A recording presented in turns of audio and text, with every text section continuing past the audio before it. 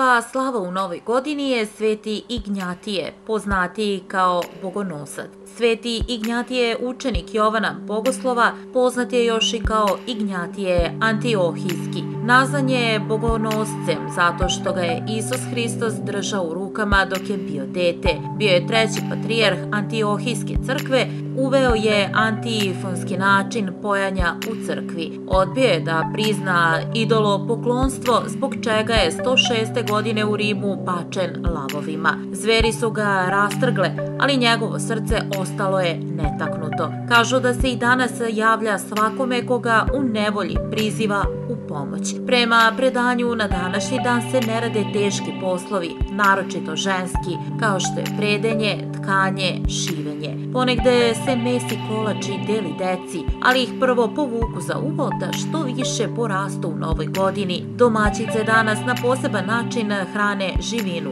U krug, načinjen od položenog konopca, baca se specijalno spremljeno žito. Ponegde se ovaj dan, koji obiluje ritualnim radnjama, naziva i kokošinji dan ili kokoši Božić. Decu danas valja povući za uho da što više porastu u ovoj godini. Slavi se i kao krsna slava.